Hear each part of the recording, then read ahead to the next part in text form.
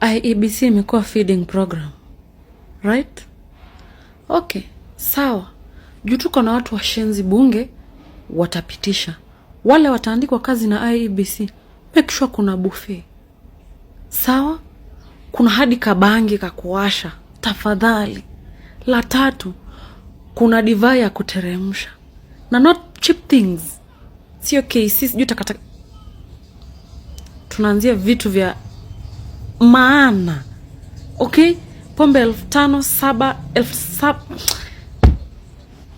I'm even too mad to talk. Kim's kit ikakuwa 132,000 moja.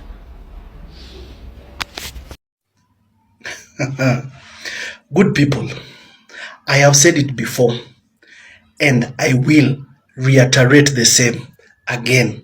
However, I will amplify it louder.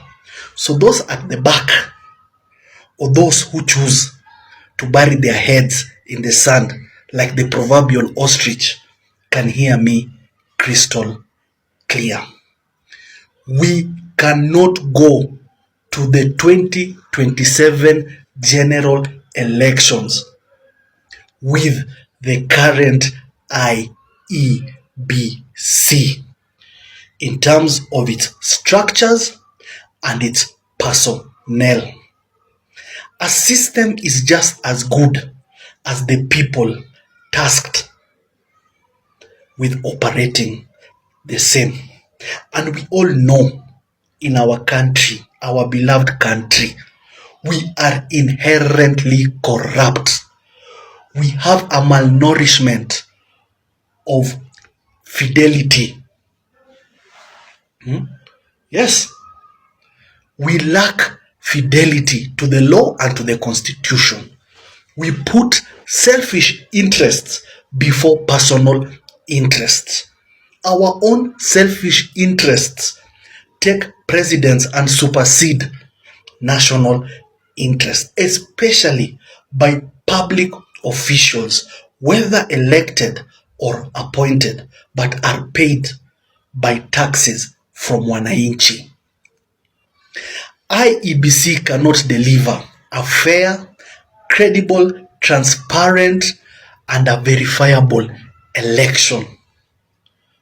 They will not. And the will of the majority will be subverted and subjugated.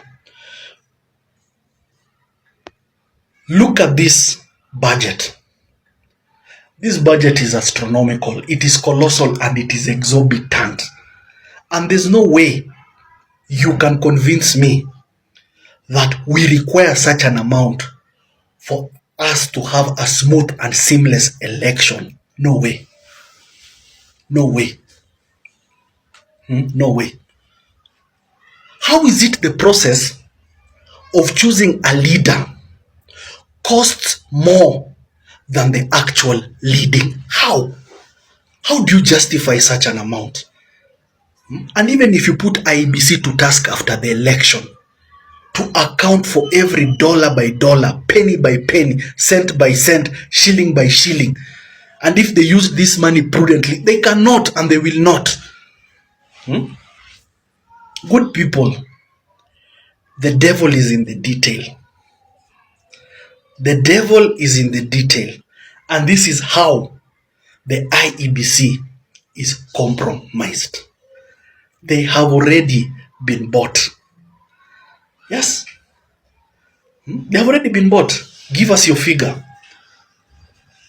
Once you give us your figure, put it out like a budget. And that's why I tell you, this is budgeted corruption. Yes, it is budgeted corruption. And you'll be shocked. By the time we are done with the 2027 elections, these people will have used that max. Not even more than 10 billion. Then they're left with how much? 54 billion. Pesa sasa inagawanywa based on who is who knows who, what tribe you are, what did you deliver. The devil is in the detail, my people. Surely, how do you justify 1.1 billion shilling for food? Will they be dining in fine restaurants, or will they be quenching their thirst with expensive whiskeys and champagne? What will they be having for lunch? Sushi. When it comes to dinner, what will they be having? Caviar. Breakfast, what will they be having? Fried eggs, bacon, sausage. 3 billion for transport. Transport what? Then 3.9 for systems upgrade. 3.9 is enough to develop a new system. What are you upgrading that costs 3.9? And when this matter goes to court and you're challenged to bring out your technology and system for auditing, you refuse. Yet you're asking for 3.9 billion. Do away with the old one and get a new system which can even be cheaper than 3.9 billion. You can't tell me that upgrading a system can cost you 3.9 billion. No way. It can't. Then 776 million for tents and sound systems. Are we conducting a wedding? Is it a disco matanga? Or what is it exactly? The last time I remember voting was done in classrooms. Schools were converted to voting centers. So why do you need tents and the sound systems? For what? Hey, good people, we are not choosing a leader. We are buying one at a full price. And rigging doesn't happen on election day. At the voter suppression, staffing, those are old ways. Nowadays, it's done in advance. Come 2027, it will be a PR exercise. Because with such a budget, these people are already compromised. They are already compromised. They are already compromised. And we have the 13th Parliament, very incompetent and very inept. This is where they're supposed to play their oversight role. They should not pass this and allow the exchequer to give these people that money. The same way they rejected Iebc's request for money to buy a new land at Uchaguzi Center. Why are you buying new land? Government is the biggest holder of land in this country. They have idle land. They can give it to you for free. But you are putting a budget of 1.1 billion to buy land. They should also reject this budget. Let them come back with an appropriate budget. Why is it we have one of the most expensive elections in this world? And we're not even a mature democracy. We're still a third world country, gravitating towards a banana republic, though we are being told we're heading to Singapore. And after paying this amount, the elections are never smooth or seamless.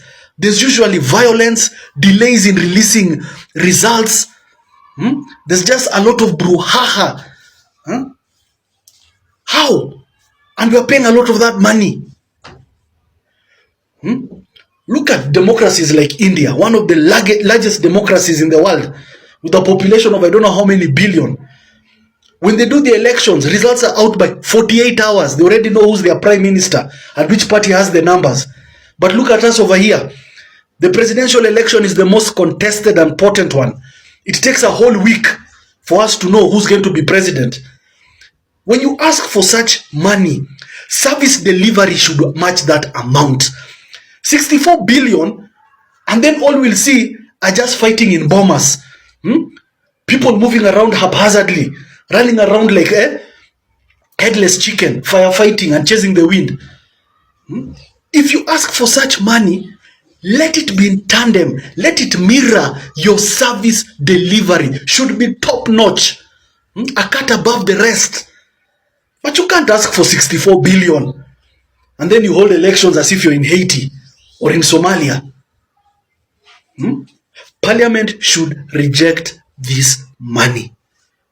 But I know they will not, because it touches on the executive. And they have become more subservient to the president and not to the leaders, to the people who elected them. They are more domiciled in State House than in Parliament. They will pass it. And then this issue of Kim's kit. I thought these things can always be reused. Why is it every time we are upgrading them? Are we upgrading technology or are we replacing history? Do away with them. Because they're never used after an election unless there's a by-election or something, I don't know. But every time when there's a new election, we are upgrading. We're upgrading. Good people, we cannot allow this. It looks like the word billion is the new kid on the block. Every time you look at the news, go to social media, it's billion. Tenders in billions. Money missing in billions. Budgets in billions. Come on, we can't. This amount is unexplainable and unwarranted, and it doesn't match our voting system and pattern. No. Sasa tumechoka na Ruto. Yaani tumechoka. Motherfucker. Kama ni Ruto tutaki president wake bana. Hakuna kazi. Yaani tunakula msoto. Tunakula msoto. Sasa kwa nini tuwe na rais kama wewe bana? Mimi nimesema kama hizi salamu zikufikie bwana rais, tumechoka na wewe. Ati black chocolate ni fine melanin bana kutoka nikapate.